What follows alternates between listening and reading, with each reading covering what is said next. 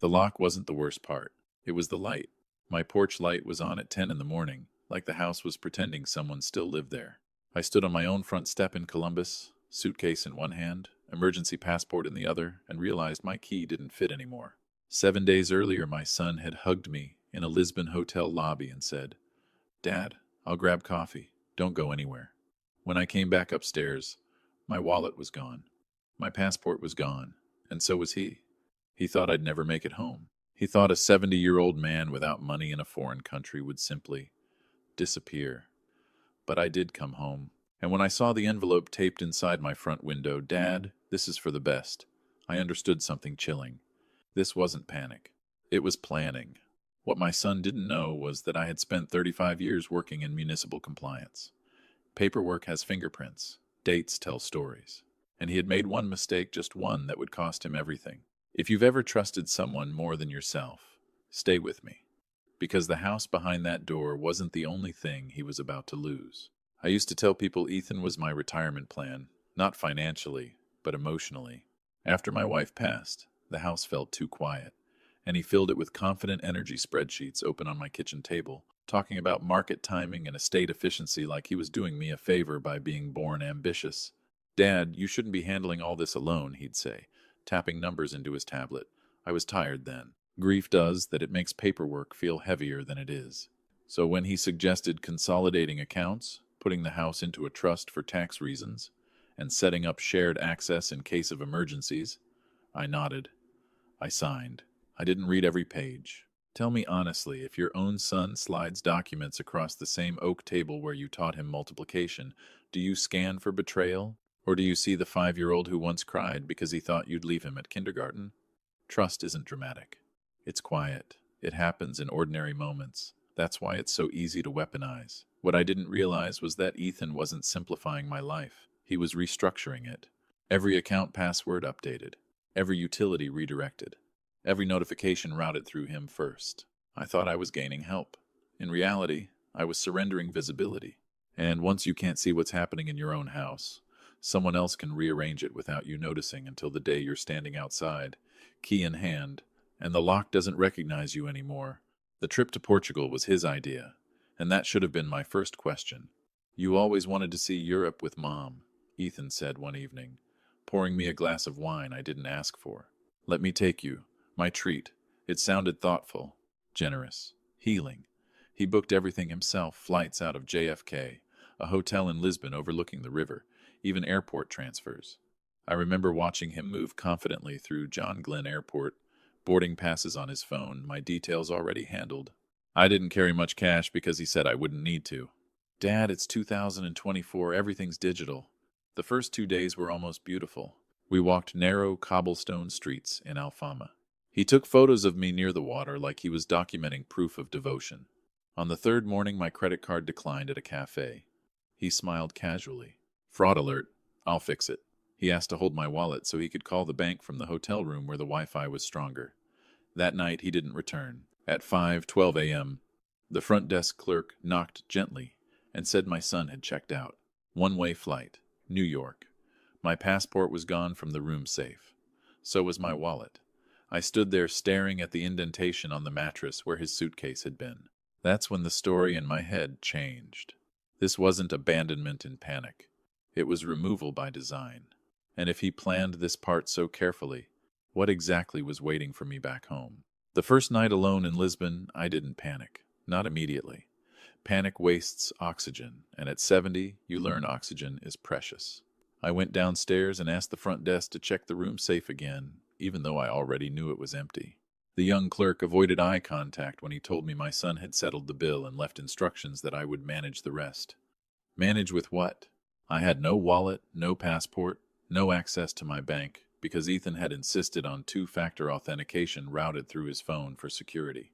I sat in the marble lobby watching tourists roll their suitcases across polished floors, and for the first time in my life, I felt invisible. Not robbed, not lost, removed. The U.S. Embassy took 3 days to issue emergency documents. 3 days of sleeping in a modest guest house, paid for by a sympathetic receptionist, who said her father once trusted the wrong person too. On the second afternoon, I borrowed a public computer and tried logging into my email. One notification caught my eye. Franklin County Recorder. Property transfer filed. Date submitted the day before we left for Portugal. I opened the attachment. My house address. My name. My signature. Transferred into a family trust, managed solely by Ethan Walker. The notary verification was dated 2 days after I'd already landed overseas. That's when something steadied inside me. He didn't just strand me. He needed me physically gone. And that meant whatever he did next depended on me not coming back. I didn't call Ethan from Lisbon. I didn't leave angry voicemails or send desperate emails asking why. If he believed I was confused, frightened, and helpless, then that belief was useful to me. The embassy staff helped me secure a temporary passport, but what they couldn't restore was access to my finances. Every security alert routed to Ethan's number, every recovery code tied to his email. I had never noticed how thoroughly he had inserted himself between me and my own life. On the flight back to Ohio, I replayed the timeline. Documents signed before the trip. Trust filed while I was overseas. Notary dated after my departure. That wasn't sloppy, it was overconfident.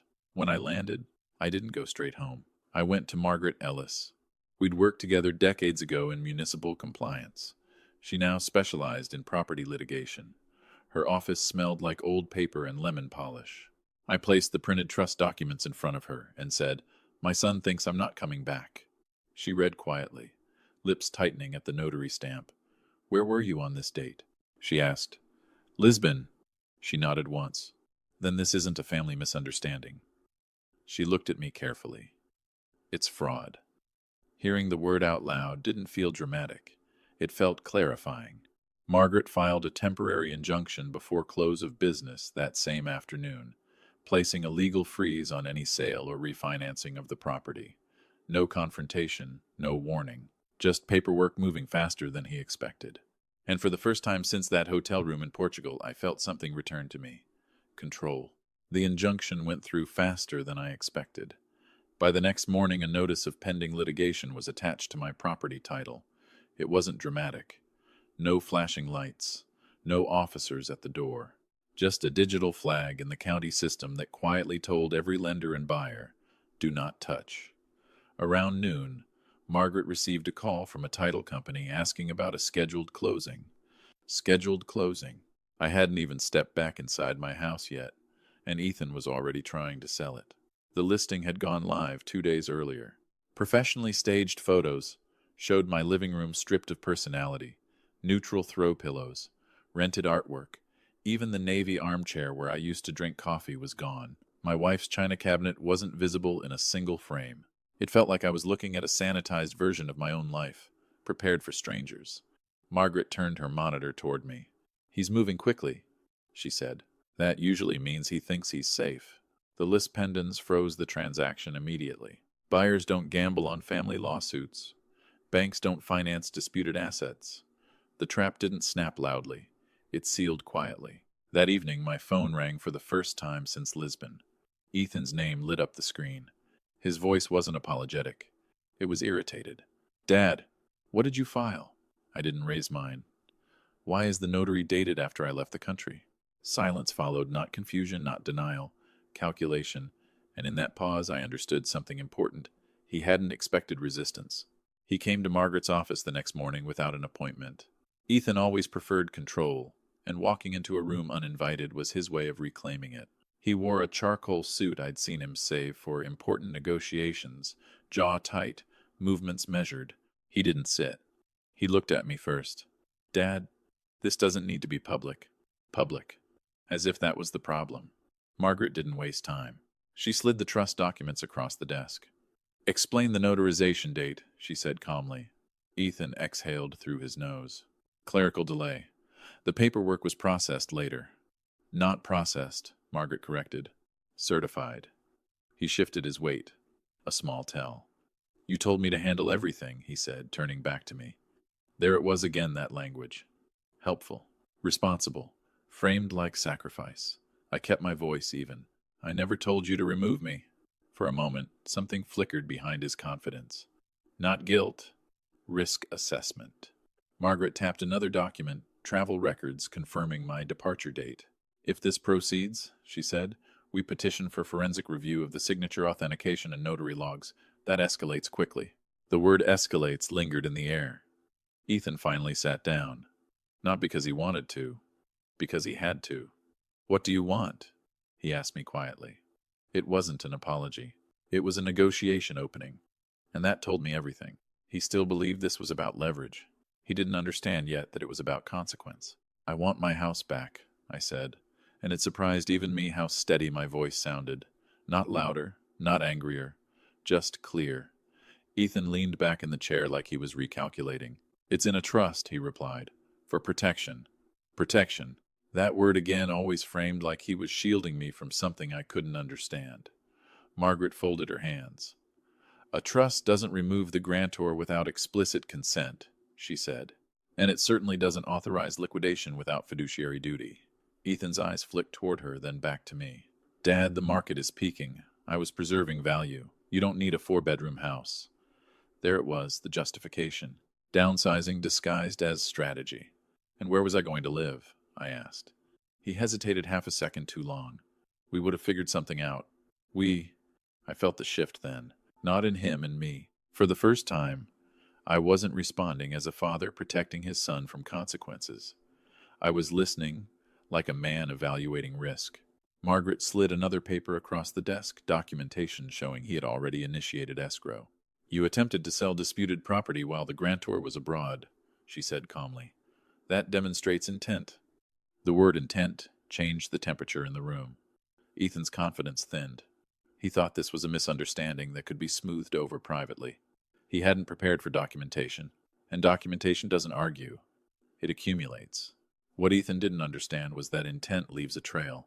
After he left Margaret's office, she made 2 calls, one to the title company, another to the listing agent whose name appeared on the online photos. By late afternoon, we knew more than he expected us to. The house had been staged within 48 hours of our departure to Portugal. Furniture rentals billed to a short-term corporate account. Utilities temporarily transferred. Even the family photos had been removed before the photographer arrived. That meant he hadn't acted impulsively after leaving me abroad. The sale had been scheduled before we boarded the plane. I sat in Margaret's office, staring at the printed MLS sheet, noticing details only someone who had lived there for decades would catch, the slight crack in the hallway molding digitally edited out. The backyard cropped tightly so buyers couldn't see the oak tree I planted the year Ethan was born. "He anticipated your absence," Margaret said quietly. "He just didn't anticipate your return." That sentence settled heavily. I wasn't dealing with a son who panicked. I was dealing with a man who calculated timelines. That evening, Ethan texted instead of calling. "We can settle this privately." Not, "I'm sorry." Not, "I made a mistake." Settle. As if this were a business dispute between equals. I typed one sentence back. "All communication goes through counsel." When I pressed send, something shifted permanently. I wasn't just protecting property anymore. I was protecting reality. 3 days after the injunction, the buyer backed out. Not because of me. Because of uncertainty. Margaret forwarded me the email. "Due to pending litigation, my clients are withdrawing their offer effective immediately."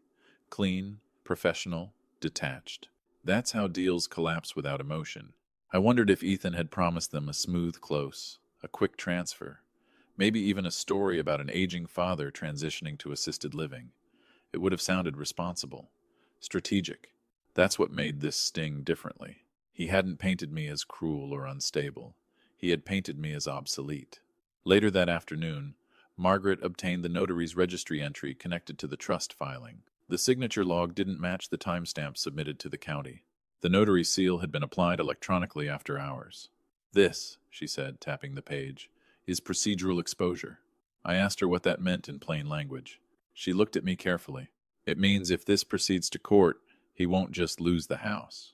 That was the first moment I felt something close to grief instead of anger, because consequences don't scale neatly. They expand. That evening, Ethan showed up at the house. I watched from Margaret's car across the street as he realized the key no longer turned. She had advised me to change the locks legally once the injunction was filed. He stepped back, confused, then pulled out his phone. A second later, mine vibrated.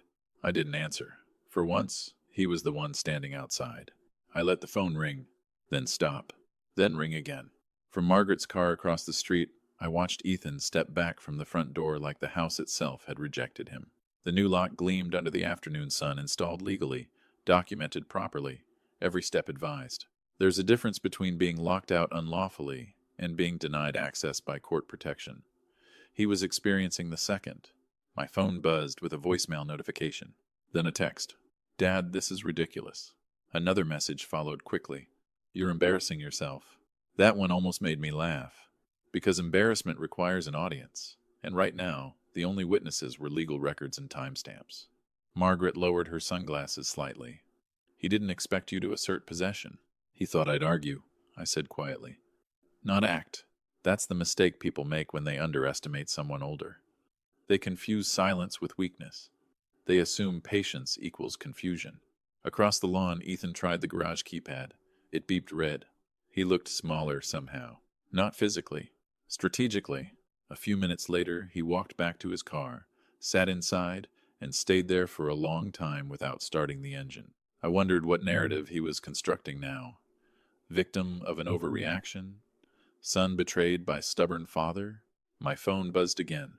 "We can fix this. Just drop the filing." I didn't respond. Because here's something I've learned. When someone asks you to drop protection, it usually means it's working. 2 mornings later, we filed the formal complaint. Not a threat. Not a warning. A complaint. Fraudulent notarization. Breach of fiduciary duty. Attempted unlawful transfer. Margaret drafted it with the kind of calm precision that only comes from experience. No emotional language. No character attacks. Just dates, timestamps, and documented inconsistencies laid out in clean chronological order. Reading it felt surreal. My life reduced to numbered paragraphs. "You understand," she said gently. "Once this is served, it escalates beyond negotiation." I nodded. Escalation wasn't the goal. Clarity was. Ethan had framed everything as efficiency market timing, equity protection, strategic restructuring. The complaint reframed it as intent. That afternoon, a process server delivered the documents to his downtown office. I didn't attend. I didn't need to see his face. But an hour later, my phone lit up with his name again. I let it go to voicemail. His message was shorter this time. No irritation, no accusation, just tension. "Dad, call me before this goes too far." Before. That word lingered. In his mind, this hadn't gone far yet. It was still reversible, still containable. But legal filings create momentum. They don't disappear because someone feels uncomfortable. Later that evening, Margaret received confirmation that the court had scheduled an expedited review due to potential fraud. That was faster than expected. When she told me, I felt something settle inside me. Not triumph. Not satisfaction. Just inevitability. And inevitability is far more powerful than anger. The hearing was scheduled for the following Tuesday. Expedited review. That phrase sounds technical, almost harmless. But in legal terms, it means the court sees smoke and wants to check for fire. Margaret prepared meticulously certified travel records, embassy documentation proving my presence overseas, metadata timestamps from the trust filing, and the notary registry discrepancy.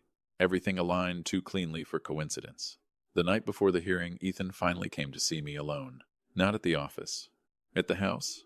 He stood on the porch again, but this time he knocked instead of trying the handle. I opened the door but didn't invite him inside. Boundaries feel different once you enforce them. "Dad," he began, softer than before, "we don't have to do this publicly." Publicly again, as if visibility was the injury. "You left me in another country," I said evenly. "That was already public in my life." He ran a hand through his hair. I thought you'd just stay there longer. Maybe consider selling willingly." That was the first partial truth. "You miscalculated," I replied. He looked at me carefully then, maybe noticing the shift. I wasn't angry. I wasn't pleading. I was steady. "If this goes forward," he said, "it could affect my career." There it was. Not remorse. Consequence. I held his gaze. "You should have thought about that before you forged a notary." His shoulders dropped slightly. For the first time, he wasn't negotiating. He was realizing the cost. And tomorrow, realization would become record. Courtrooms are smaller than people imagine. Not dramatic, not cinematic, just controlled.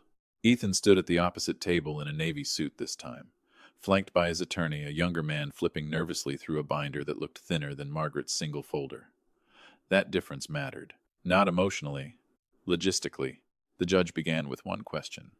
Was the grantor physically present in the state on the date of notarization? Margaret didn't embellish. She submitted my passport entry stamp, airline departure record, and embassy affidavit confirming I was in Lisbon when the certification occurred. Clean, chronological, undeniable. Ethan's attorney attempted explanation. Administrative delay in digital stamping. The judge interrupted. Notary logs are sequential and time-stamped. Silence followed. That kind of silence is different from hesitation. It's structural. It means something doesn't hold. Margaret then introduced the list pendants, the attempted escrow timeline, and the listing activation date all overlapping with my documented absence. It created a pattern, and patterns speak louder than single mistakes. Ethan didn't look at me during any of it. He looked at the table, at the grain in the wood, as if studying texture might rewrite sequence. When the judge announced that the trust transfer would be temporarily invalidated pending full investigation, I felt no rush of victory, just confirmation.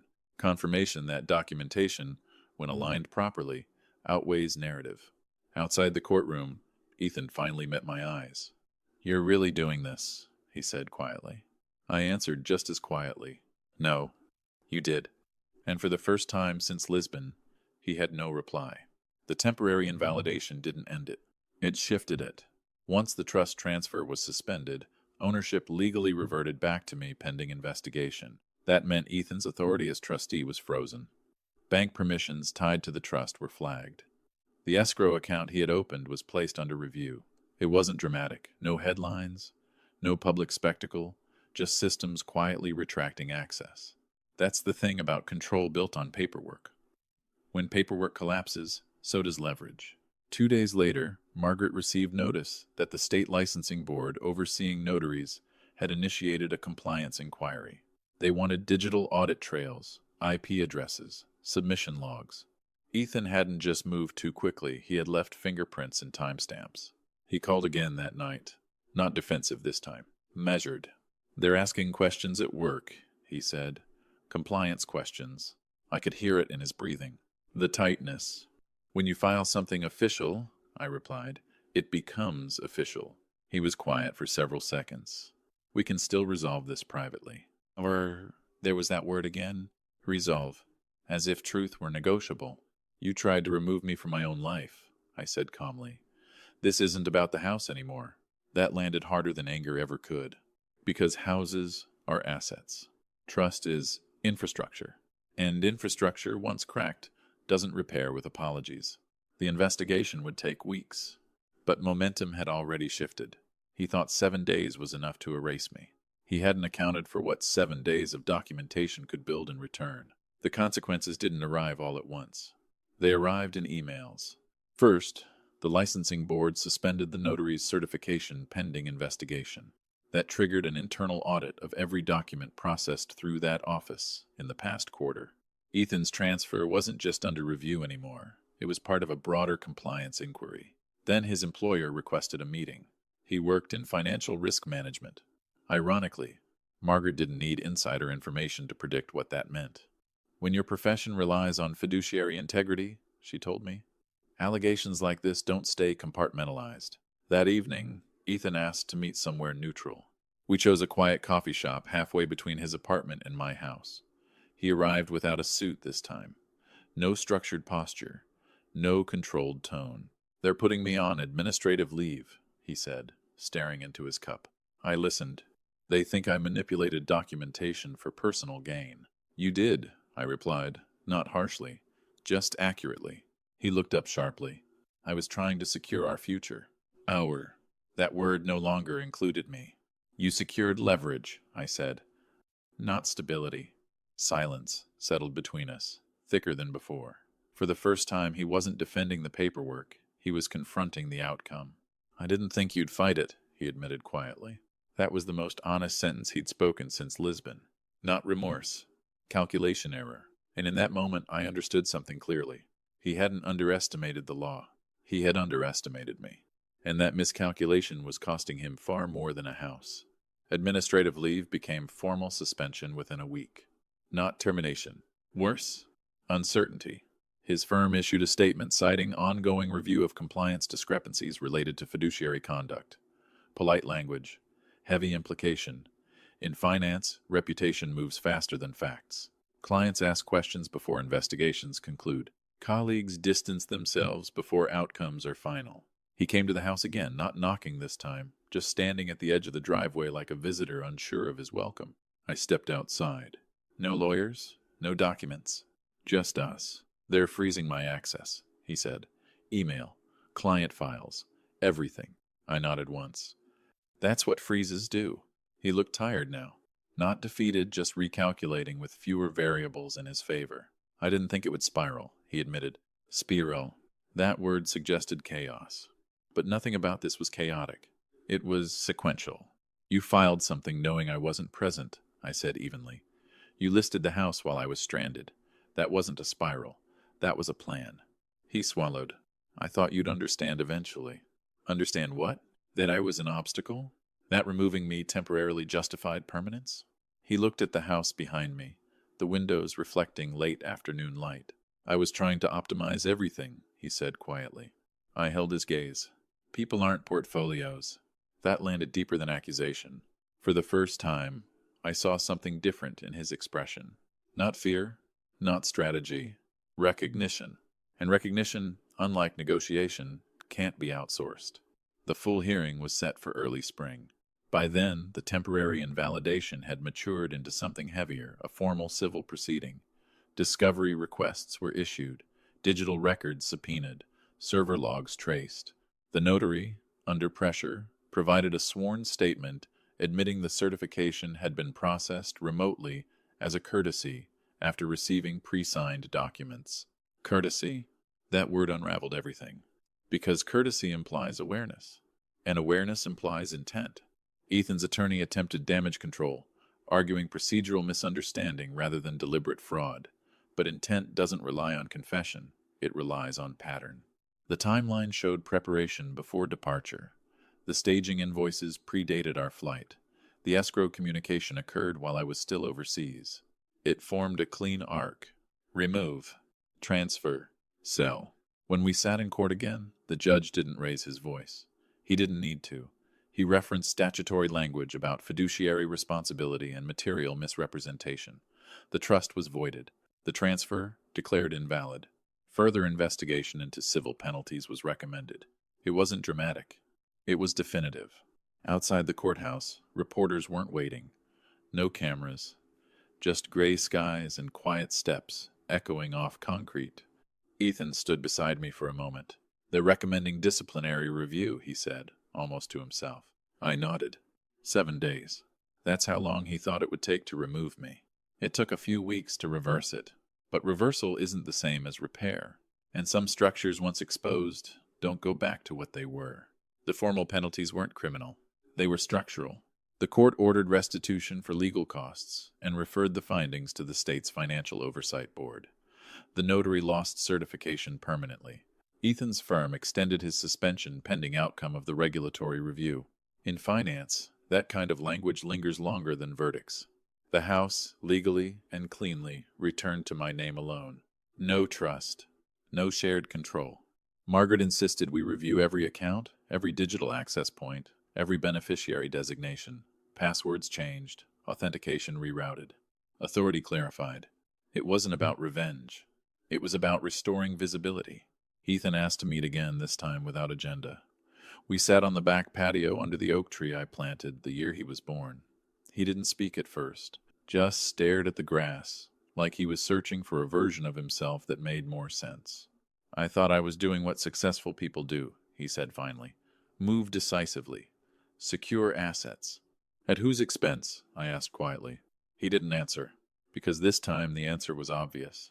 7 days. That's how long he believed it would take to erase my presence from the equation. Instead, those same 7 days became the documentation window that exposed everything. I never meant for it to go this far, he said. I believe that, not because he lacked ambition, but because he lacked restraint. And restraint, once lost, doesn't return easily. The house stood behind us, unchanged from the outside. But inside, something fundamental had shifted, not in the walls, in the distance between us. The regulatory review concluded quietly. No press release, no courtroom finale, Just a formal letter issued to Ethan's firm citing material lapse in fiduciary judgment. He was required to complete ethics remediation, pay administrative fines, and accept probationary reinstatement without client-facing authority for the foreseeable future. In his world, that was a demotion without using the word demotion. He came by one last time before returning to work under those restrictions. Not to argue, not to negotiate, just to stand on the porch that had once refused him. "I never hated you," he said, almost defensively. "I know," I replied. Hatred would have been easier to process. This was ambition without boundary. "I thought you were slowing down," he admitted. "I thought I needed to move before things got complicated."